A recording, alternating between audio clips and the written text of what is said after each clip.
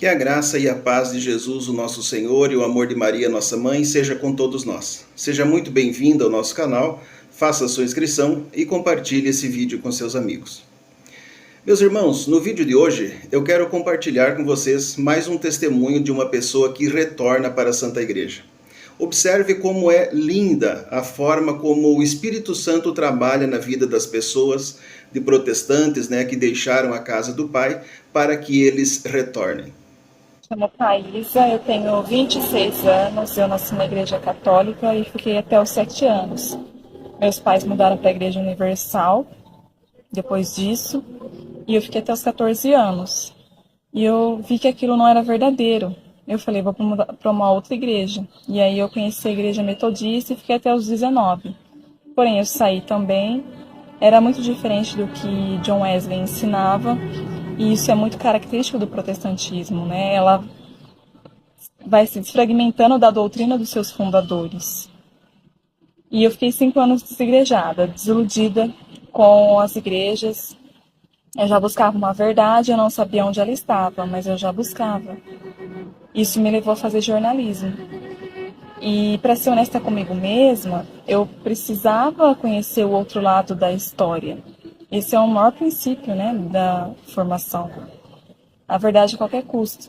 E eu falei, eu preciso voltar para alguma igreja séria. E aí eu voltei para a Igreja Batista, de linha reformada calvinista, que é, das opções protestantes, a mais séria, a mais culta e a que não ignora totalmente os pais da igreja.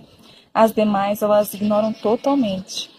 E ali eu tive novamente contato com o catolicismo, estudando os pais da igreja.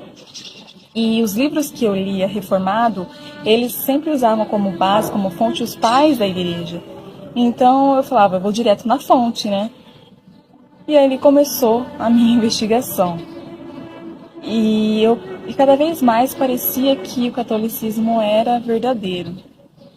Eu pensava, Deus usou essa igreja por 15 séculos e de repente ela se desviou, mas era a promessa do próprio Cristo que ficaria com ela até o final dos tempos. E aí depois Deus teve que levantar alguém para retomar aquilo que havia se perdido. E na verdade eu fui descobrindo que não, ela sempre existiu. E aí eu lembro que eu li um livro sobre santidade do J.C. Wiley e da Santa Teresa d'Ávila. E eu vi assim uma diferença abismal. E lá na frente eu fui entender. Como os protestantes são nominalistas, eles não acreditam que a pessoa pode realmente, de fato, ser regenerada e alcançar a santidade. Então eles acreditam na imputação da justiça de Cristo. Então é a mesma coisa que a sujeira permanece ali e é apenas um tapete jogado em cima de você, mas você continua sujo. E na visão católica não. Você realmente é regenerado e você pode alcançar a santidade. E isso se comprova pelos frutos, Pelos frutos a gente conhece a árvore. É só você ler a vida dos santos, os mártires, os doutores, os pais da igreja, que você vai ver que eram vidas assim, excelentes, cheias de virtudes. E isso você não acha no protestantismo. E outra coisa assim, que foi fundamental para mim foi a questão da autoridade. Eu pensava, se Deus não tivesse deixado uma única autoridade, a Bíblia vira mãe de todas as heresias, que é o que nós temos hoje. Cada um crê no que quer, da forma que quer, e para eles está tudo certo. É uma anarquia, é uma confusão sem fim, é como se fosse uma torre de Babel, ninguém chega à mesma conclusão. A verdade foi uma só, a revelação foi uma, a Bíblia é uma, Deus é um só. E como que ele revela coisas diferentes para cada pessoa, para cada um? Ele não nos deixaria a gente nessa confusão, nessa divisão que existe. E aí eu pensei, não, realmente Deus instituiu sim a sua autoridade, a sua igreja. E o outro fator também determinante foi a Eucaristia.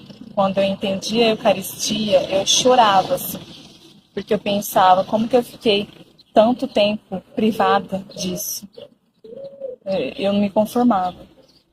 E eu lembro que no último culto que eu participei protestante, eu não conseguia nem participar da ceia, porque aquilo era uma mentira, tudo simbólico, Tudo ali é simbólico. A santidade é simbólica, não passa de ser um bom cristão.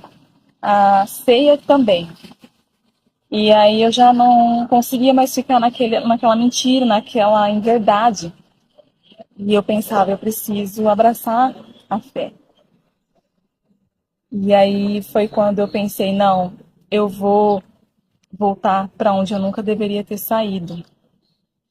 Então, a Eucaristia, a unidade e a autoridade foram, assim, determinantes para mim.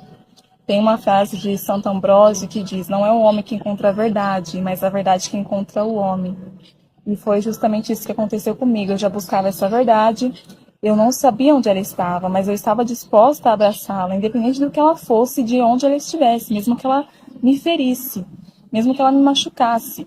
E no início foi assim. Eu não queria acreditar que o catolicismo poderia ser realmente a Igreja de Cristo. E tem uma frase de Chesterton que ele diz que quando você deixa de atacar a igreja, você passa a ir em direção a ela.